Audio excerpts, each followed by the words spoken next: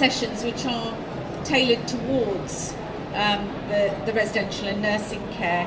One of the biggest issues that is hitting everybody's headline is GDPR. So we're delighted that Lynne Omar, who is a senior consultant with Cura Systems, is able to come and talk to us about the expectations of GDPR compliance and talk through some of the technological. I can't pretend to understand some of this stuff, but I know she's going to make it nice and simple for us all to understand. So over to you, Lynne. Right, can everybody hear me okay? Yeah, fabulous. So, good morning everybody. My name's Lynne Omar and I work as a consultant for Cura Systems, who are an electronic management system company. I come from a background in health and social, a lifetime of experience in health and social care, and I wear various hats as well as being a consultant for Cura. So I actually work with Health Watch Surrey as a non-exec director.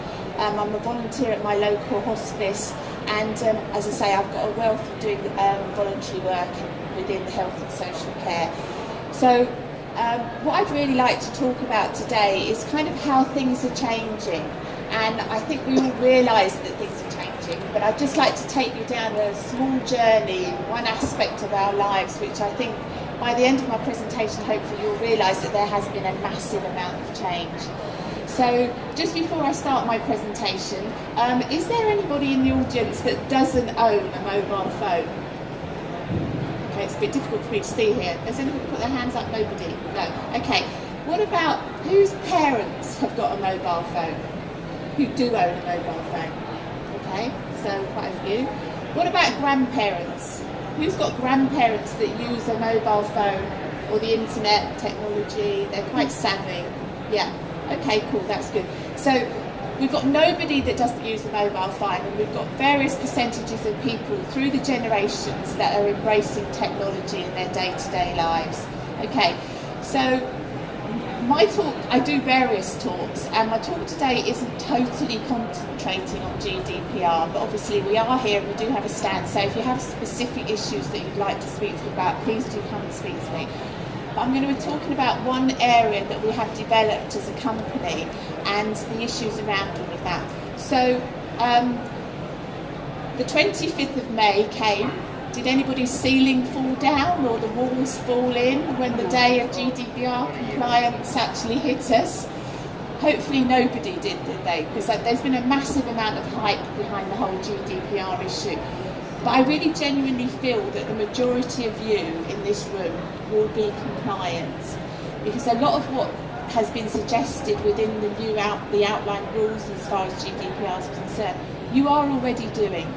So please don't worry about this. You know, there's a big hype about the fines and this, that and the other, but the whole idea about GDPR being brought in is to make us all safer, and to make the care that we give to our residents and to our patients safer. So it's actually here to support us. It's not actually to fine us and to make it into a negative thing.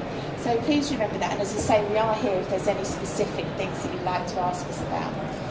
So one of the things I'm going to talk about today is that how do we communicate genuinely in our lives? So we used to have a time where we used to send letters. Like, I can't actually remember the last time I wrote a letter and sent it to somebody. I don't send Christmas cards anymore. I send a donation to charity and I speak to the people that I want to speak to. Whereas I think we'll all agree that some of the older generations of people, this is something that's still quite a big part of their Christmas preparation and they really look forward to. But we know that it's becoming less and less commonplace. I don't actually have a home phone line anymore, because the only people that ever phoned me at home were trying to sell me something. So actually, although we have a telephone number, it's actually disconnected because we don't use it anymore. So we've actually already moved in quite a subtle way in the way that we use technology. And as I said, all the people in this room have all got mobile phones, and the way that we use our mobile phones is we text, we WhatsApp, we Facebook, we do this, we do that, we engage with social media, and it's very much a normal part of what our lives are.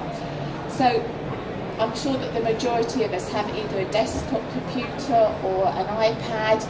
We're very used to using email, and we use an iPad, and a lot of us use Skype and things like that to communicate with people abroad. So when we think about our typical resident as you moving from home perhaps into a care home or a nursing home, what are those people that support you in your normal life? So we have our friends, and we have our family, and we have our neighbours, and we have a whole network including primary and social care and all the community services that support us. And again, this is something that we're all very familiar with. We have a two-way engagement with them, and they're a vital part of our network within our community.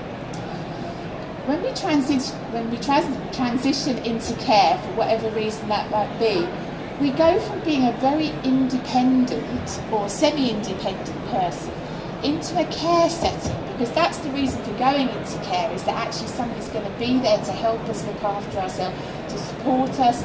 It could be that it's a total care setting, or it could be just where we just need a small amount of care. So there's a big difference that happens about our independence. And a lot of people go from doing what they want to do, when they want to do it, to actually being involved in a care regime and a care plan and all these different things, which are very positive, because that's what they're there for. But it's quite a change that happens within people's lives. So this change of circumstances does have an impact on our lives. It affects our independence. It affects our social lives, because sometimes people are moved away from where those neighbours were their best friend, and perhaps they've been moved into a nursing home that's near where their daughter lives or where their son lives, and so that whole network of who we saw and what we did and everything actually changes. And we do know that this can have a real impact on people's mental health. So they go from being in quite an independent but perhaps unwell situation to becoming dependent on a completely new group of people. So who then becomes the people that we depend upon? So the caregivers are a massive part of people's lives when they move into social care settings. The nursing managers, the primary and secondary care is still there, all the AHPs, the social workers and everything else that goes along with that. But actually, the family and friends that we were connecting with very easily do slip right down the ladder. Now, I'm not saying this happens to everybody, but the preference and the kind of order of who we're engaging with actually changes as we move into a social care setting. So what about that person that actually comes into social care or into a care setting? So there'll be umpteen million records about what's happened within this person's life, and there may be little or no integration of that information in their new life. Now, the previous speaker spoke about how we're trying to get all this integration going, and we are making progress with it, but depending on where you live and which area trust is your primary setting, it's not an ideal scenario, and all of those things about somebody aren't always readily available. So these are things again that change. So along with all that network that we've talked about, who gets to see the history? How do we get to know about that person? So when we move into care, how does that new community that you're in get to know who you are? It may be that you've got time and you've got the amount of staff within your care setting that can sit down and speak to people and ask them about what their life was like previously. But again, we know that we've got massive problems as far as our workforce is concerned. And we know that there's more complicated care plans being put in place, and a lot of the time that would have been spent sitting down and chatting to somebody about who they are, what their lives their lives were and how they would like them to be, doesn't always happen. And that's nobody's fault, but we know that there's quite a difference in the care that's being offered. Okay, so how do we know who we need to stay in contact with, and who asks those questions of the residents when they come into care? So that you can think about a resident or somebody that's been in care recently, and how do you actually get to know who are the important people that person's actually been communicating with, and how are you going to maintain that communication within that person's life? Okay, do we make assumptions about that person and their previous lifestyle? Did they have a mobile phone? Were they an avid WhatsApper, texter? Do we ask those questions, and do we actually make sure that those people are allowed to do that or able to do that? Did they use the internet? You know, were they one of those people that you put your hands up and said that, you know, your grandparents, yeah, they're on the internet. You know, they're booking a holiday or looking to see where they want to go on their next holiday. So actually, we're enabling them to do all of those things still. And all those, the ways that people were connecting and communicating with people, are we enabling people to carry on to be able to do that? You know, are they allowed to make their phone calls? And, you know, if you've got Wi-Fi in your care home setting that's enabling people to carry on with those lifestyles, you know, are you allowing access to that technology? So if we just take a sort of broad look at the internet use, we know that within the very young age group, practically everybody uses the internet. In the slightly older age groups, not so many people do use it, but the increase in the amount of people that are using it in the older age group is really, it's a steep curve.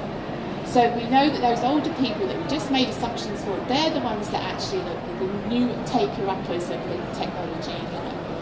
Okay, and we know that across the country that there's a massive increase in the amount of people that are using internet access. So again, this is being normalised within our lives. So this is something that we need to remember when those people that we're looking after move into their care setting. So I work with a company that develops a management system, and the reason the way that we do it is that we have a tablet-based system, and we actually take the tablet to the side of the resident, and we actually use it as part of their care to look after them.